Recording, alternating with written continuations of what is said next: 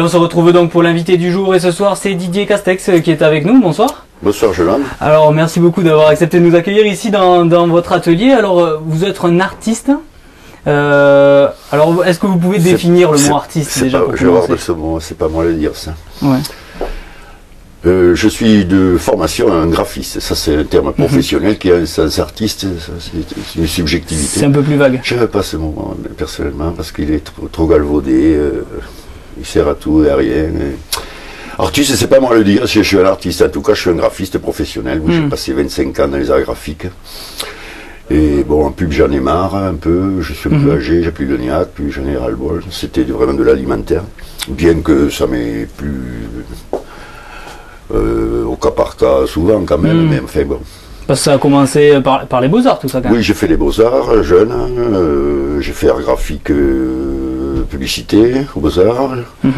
Et bon, comme j'ai fait quand même le tour de la question aux Beaux-Arts, j'ai fait aussi atelier gravure derrière. Parce que ça me plaisait, ça pouvait prendre des dessins, ça fait partie de la chaîne graphique, de l'histoire des arts graphiques pleinement. Et bon, j'ai eu des idoles peintres, Rembrandt en particulier, qui m'a fait découvrir l'eau forte. J'ai vraiment flashé sur son travail. Et par le biais de ça, sur la technique, que j'ai voulu connaître, quoi. Bah bon, l'eau forte, pour en dire 2-3 mots quand même. Je ne fais plus ça maintenant que relativement récemment, que depuis 10 ans. J'ai fait 25 ans graphiste freelance, j'ai travaillé en agence, j'étais vraiment là-dedans. En 98, moi, j'ai fait ça de la sortie des Beaux-Arts jusqu'aux années 97-18. Et qu'est-ce qui a fait que... J'en avais marre. Bon, j'étais largué par l'informatique ou tout ça aussi, j'étais plus dans le coup. Tout le travail, maintenant ça ne passe plus que par là. Bon, je suis quand même, je reste manuel, moi, les odeurs d'encre, tout ça. Le métier de graphiste d'aujourd'hui, ça m'agonfle, quoi. D'accord. Voilà. Alors aujourd'hui, donc, je me suis décidé, je me suis dit, je vais pas finir ma vie à faire le graphiste de toute façon tout le temps. Ou alors on est chef de pub, on rentre là-dedans, on évolue. Mais moi j'avais tout donné là-dedans. Ça ne m'intéressait plus du tout. D'accord. Et alors je me suis dit quand même, voilà, j'ai toujours rêvé faire l'artiste, comme vous dites. Et j'avais quand même une presse du matériel de gravure que je faisais le dimanche, entre guillemets. Je me suis dit j'ai décidé de faire ça tout le temps. D'accord, alors l'eau forte, est-ce que vous pouvez nous expliquer ce que c'est exactement? Alors l'eau forte, ce nom vient du mordant. Comment vous dire, c'est une technique qui est utilisée dans l'édition avant qu'on connaisse autre chose, les techniques photomécaniques, la reproduction d'une œuvre quelconque, de l'illustration. Avant la photo, il n'y avait pas 50 choses. Il y avait la gravure sur bois, même la lithographie, ça date du 19e siècle, enfin même avant la litho, il y avait ou la gravure sur bois, ou la gravure au burin directement dans le métal, ou l'eau forte. C'était les seules techniques qu'on avait pour reproduire une quelconque, un tableau de maître ou une illustration quelconque pour l'édition. Maintenant, cette technique, évidemment, pour ça, elle est complètement obsolète. Il n'y a que les artistes qui sont capables de ça parce que ça a un intérêt artistique. Pour Picasso, on a fait, tous les artistes connus ont fait l'eau forte à un moment quelconque. Alors, la technique. Et vous, alors, juste avant de parler de la technique très clairement, vous, qu'est-ce qui vous attire là-dedans?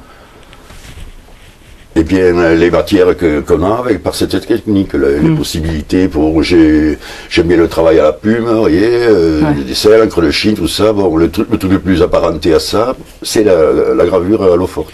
Enfin, c'est pour rendre un dessin à l'encre de Chine, la litho s'y prête qu'à moitié, vous voyez. C'était fait pour vous. Voilà.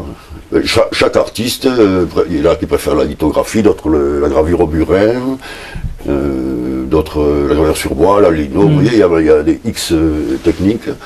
Moi, ma sensibilité m'a dirigé vers l'eau forte. Bon alors techniquement, on va parler techniquement maintenant. Parce que ça permet des matières particulières, bon, ça je ne vais pas rentrer dans les détails. Pardon, techniquement? Oui, voilà, techniquement, pour revenir sur le principe de l'eau forte, c'est une plaque de cuivre ou de zinc. Vous en avez une ici. Donc on va la montrer en même temps. Voilà une plaque de cuivre de laquelle j'ai tiré cette chose. Alors cette plaque de cuivre, vous y mettez quelque chose dessus, un vernis ou au tampon ou au pinceau, un vernis qui va l'isoler. Un vernis fin évidemment. parce que l'épaisseur après, vous dessinez là-dessus comme sur les papiers, mais avec le crayon, il a une mine de graphite, ce sera une pointe de métal. Donc vous dessinez là-dessus comme sur les papiers, quand vous dessinez, vous enlevez donc le vernis. C'est ça le principe. Sur quelconque trait que vous avez fait, vous mettez de l'acide dessus. L'acide, là où il y a du vernis, il ne va rien toucher, mais là vous avez dessiné, il va mordre le métal. Il va le creuser. C'est ça le principe de l'eau forte. Donc le concept c'est ça. L'eau forte vient donc du nom du mordant, quoi. Avant, dans l'époque de Rembrandt, c'était le mordant hollandais, je ne sais plus sa composition. Maintenant c'est du perchlorure de fer ou de l'acide nitrique. Plus ou moins dilué, si vous le voulez fort, on fait ça chez chacun ce qui se le voit. Enfin, le principe dont je vous dis, vous dessinez sur le vernis, l'acide mord, là vous avez dessiné. Si vous enlevez le vernis, vous avez un dessin gravé. Voilà. Bon, la suite du truc, c'est que vous ancrez après. Une fois que vous avez bien tout fini, alors selon que vous mordez plus ou moins longtemps, vous avez des choses, il y a des paramètres de densité de traits et de durée de morsure qui font des valeurs. D'accord. Donc là, après, plus je ne vais pas rentrer dans les détails, je vais vous saouler. Voilà, c'est un petit peu plus compliqué. Alors, si on est ici, c'est parce que aussi il y a un rapport avec l'actualité. Vous avez, alors comment on dit, peint, gravé, les deux en même temps? Ça c'est gravé. Oui. C'est gravé. On peint pas ça, on grave. Donc gravé. Donc vous avez gravé pour Paul McCartney. Et d'ailleurs j'ai la plaque là dans les mains. Alors qu'est-ce qui s'est passé? Alors déjà les Beatles, vous êtes fan depuis tout petit. Oui, bon ça c'est ma jeunesse, oui. Voilà, c'est toute votre jeunesse. Non, et là vous avez décidé. J'ai eu cette lubie de m'amuser avec les Beatles, que pourquoi pas foutre les Beatles au bord de la Garonne avec une rhinocéros, une lubie d'artiste comme une autre. Et je dis tiens, après tout, il y a mon McCartney. Voilà. Voilà, mais il n'y avait pas d'idée plus précise que ça, c'est-à-dire que là on voit donc la Garonne, on voit un Airbus, on voit ce fameux rhinocéros. Bon, qu'est-ce qu'il y avait comme idée réellement? Restez devant la caméra. Il n'y a pas d'idée particulière, sauf que bon, j'ai fait l'éléphant récemment, vous avez derrière, oui. Dans un contexte toulousain, parce que ça m'amusait de faire ça. Ah bah derrière cette eau forte, j'ai fait une autre avec un rhinocéros. Et j'ai eu cette lubie de faire un passage clouté sur le quai Henri Martin, là, face à la grave que j'ai peint 50 000 fois, que j'ai décliné pour m'amuser de 50 000 manières. Et cette fois-là, j'ai décidé d'y mettre les Beatles se promenant sur le quai Henri Martin face à la grave, et de mettre mon rhinocéros in situ dans la Garonne. Voilà. Voilà, le rhinocéros, il n'y a pas d'explication précise. Non, c'est... Non. Là on peut le dire quoi, c'est une lubie d'artiste. C'est complètement Beatles, c'est n'importe quoi, c'est absurde et j'adore ça. Et les Beatles sont complètement adaptés à ce genre d'absurdité. Les Anglais ils adorent ça, c'est quoi. Alors l'avenir pour vous aujourd'hui, je crois que vous exposez pas loin d'ici, pas loin de votre atelier. Oui, au restaurant La Gouaille, là où il y a des Beatleseries de toutes sortes. Et où le rhinocéros trône.